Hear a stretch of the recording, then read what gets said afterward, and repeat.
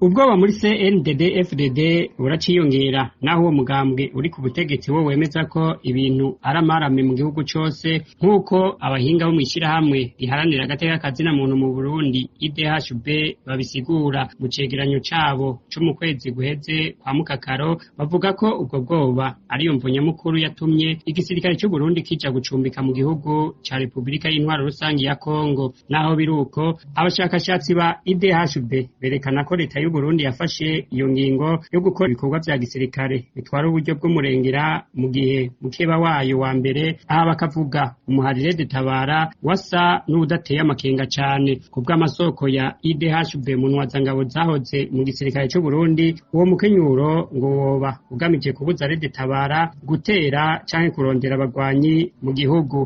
Abashakashatsi b'ishirahamwe IDHB babona ko ibikorwa vya gisirikare leta y'u Burundi irangurira mu gihugu ca Kongo bifitaniye isano n'ivyiyumviro vy'umugambwe CNDD-FDD. Iryo shirahamwe risigura ko hari umugambi wafunitswe mu mugambi uri ku butegetsi wo kurwanya abo bitavuga rumwe, baba abafashe inzira y'ibigwanisho n'abatafashe iyo nzira. Iruhande y'ivyo bikorwa vya gisirikare muri Kongo, abahinga ba IDHB babona kandi ko hashizweho umugambi wo guhamagarira imbonerakure mu bikorwa vya gisirikare no kuzinjiza mu gisirikare. Aha IDHB ivuga ko uwo mugambi ushirwa mu ngiro cane cane na Reveriyano Ndikuriyo, umunyamabanga mukuru w'umugambwe CNDD-FDD, hamwe na Silvestre Ndayizeye arongoye imbonerakure ku rwego rw'igihugu. Ikindi naco IDHB ivuga ko ishingwa ry'igisirikare FRADE yoba aramayeri yo gutuma ivyo leta y'u Burundi ikora mu guhimbonera kuri inyigisho za gisirikare